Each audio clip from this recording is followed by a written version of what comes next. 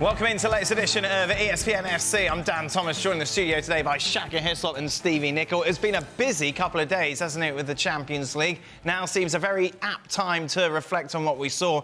And arguably one of the biggest stories was Manchester United, of course, finishing bottom of the group, battered, out on the booze, rock bottom. Now, fair to say, of course, it was Bayern Munich who beat them, but the damage was done earlier on in the group stages. Would you like some fun facts, Stephen, about Manchester United? Oh, yes, please. Or not so fun facts, as their case may be. Oh, no. 12 losses. These are fun, don't worry. 12 losses in 24 games. That's the most defeats in that time since 1973. 15 goals allowed in 6 Champions League matches. That's the most ever by a Premier League side in a single Champions League group stage.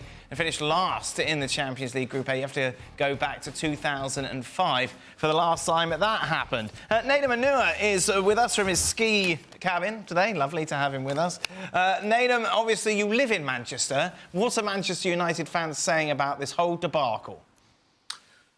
Well, they're obviously very unhappy, upset, pretty moody about things, saying it's all doom and gloom. But even though it was a few weeks ago they said their club's back, you know, this is a sort of roller coaster ride of emotions that, you know, these guys are having this season. And you saw the stat there about how they've lost 12 games. They've also won like half their games as well. So they literally are up and down. But that Champions League run they've just been on, you know, that was a mess. So many mistakes along the way, so many times when they had the lead, so many moments when they could have been doing better and should have been doing better.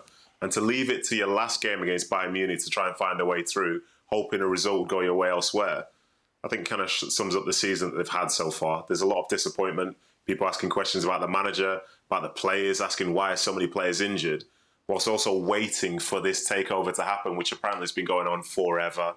So I think there is a sense of doom and gloom. So I'll tell you what could fix it. A trip to Anfield on the weekend, that tends to be the best remedy for such things.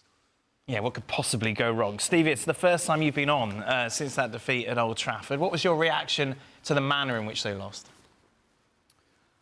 I would like to say I was surprised, but I wasn't really. And to be honest with you, I wasn't sure whether I was more concerned about the performance or more concerned about how the manager thought about the performance. Because both the players and the manager, not that we didn't know this, have shown us that they're absolutely lost. Right. They're just lost. I mean, there's no part of this team that is working, whether it's the goalkeeper, the back line, the midfield or the forward line. And there's no question, the coaching staff, run by Ten Hag, doesn't really know what the answer is either. I mean, it's pretty clear. Because of the performances, all those fun facts just tells you that this is not a good side. And in my opinion, it's down to the main two problems are the recruitment and the manager. You know, the recruitment... So the manager has to go?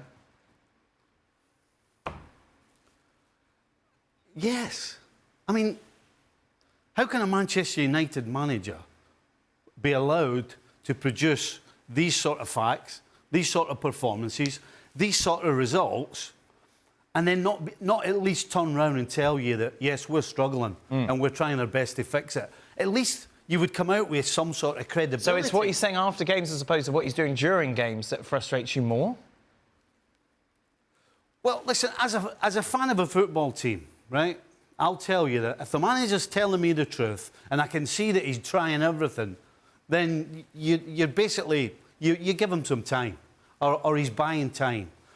But when the team is as bad as this and the manager's coming out and telling you that actually we did pretty well, it's time, it's over. I can't.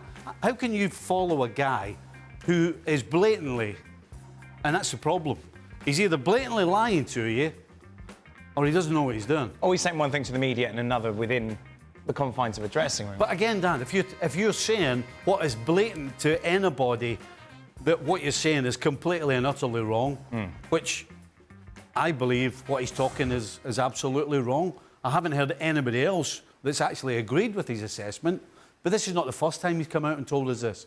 He continually tells us how well they're doing. And if I remember rightly, that's exactly the path Solskjaer went. After every game, they were getting better, we're getting better, we're getting better.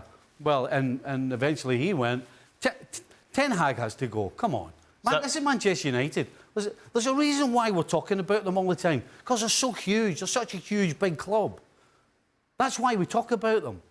And there's no way that anybody can think that these results and these performances are okay. And at the end of the day, you can't get rid of the whole team. The one guy you can get rid of is the manager, because somebody else might be able to make something of this lot. Here's the thing. If you're Manchester United or interested in some capacity and you're trying to fix this and you're given a magic wand to fix it, and you're told you have to get rid of the worst functioning part of this football club, I'm not sure what that is. Right. I'm not sure if you had a magic wand, if the answer was change the entire playing staff, change the manager and his staff, change the ownership. It's a total mishmash of disorganization, of nobody seeming to know what it is. Ultimately, you're judged on your results, and when results don't go as you want them to, inevitably is the manager who's left holding the can. But it's debatable as to who's the biggest issue here. I'm with Stevie in that Ten Hag isn't covering himself in a whole lot of glory here. Results aren't great. Post-game press conferences aren't great, are transparent. Telling everybody that you're leaving Varane out for tactical reasons makes no sense. Telling everybody that Onana is second best keeper in the league makes no real sense. So again, when you're the front-facing part of a club, as a manager is, you end up getting more blame than maybe you're due, and as a result, you probably find yourself in the hottest water. Is Graham Potter the answer? I don't honestly have an answer. I do know that Ten Hag's not the answer. I have an answer for that. Right, go on, Shaq. Listen, Graham Potter went to a equally dysfunctional club in Chelsea and didn't do an awful lot. You want somebody, and I'm not sure there is that somebody out there, who can manage kind of the dysfunction that is Manchester United right now. Who can sing from the right hymn sheet, who can get the best out of a poor bunch of players. I'm just not sure that Graham Potter is that person. Because of what happened at Chelsea? Yeah. Listen, he was left taking the blame for a lot of dysfunction within that football club. I don't think that Graham Potter is a bad manager at all. That's not what I'm saying at all. But you need somebody who can step into this storm and somehow make sense of it. And I'm just not sure that Graham Potter is that person. Is there anybody? That's the key, isn't it? So you're saying Ten Hag needs to go, but you have to have a competent replacement. I'm sitting here and listen, whatever you think of Mourinho and people like Van Gaal, whatever you think of them, they couldn't do anything about it. No. So that's why I'm struggling to come up with anybody.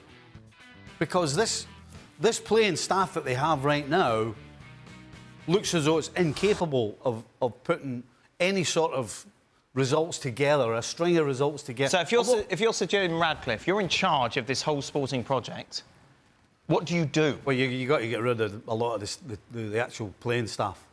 Right. Question. Which is not going to be easy because people... Like Casemiro and Varane, I think, are two great examples, right?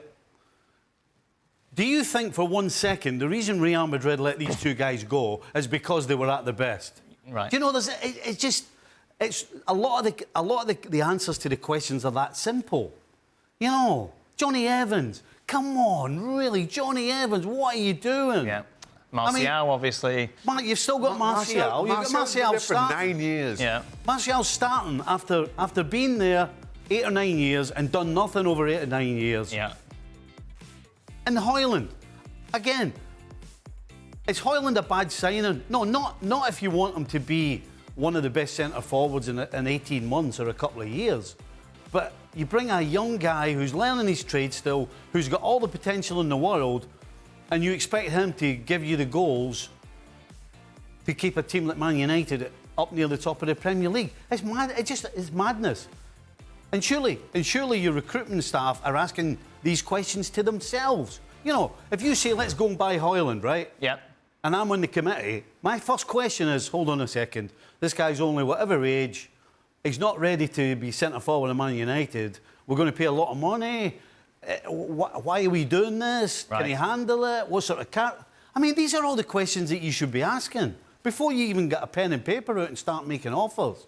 But as I said, it's just a shambles, and I really don't know who the answer is. Because if Mourinho and Van Gaal can't sort out players who back then were pretty much doing what the team is doing now, I really don't have an answer for you.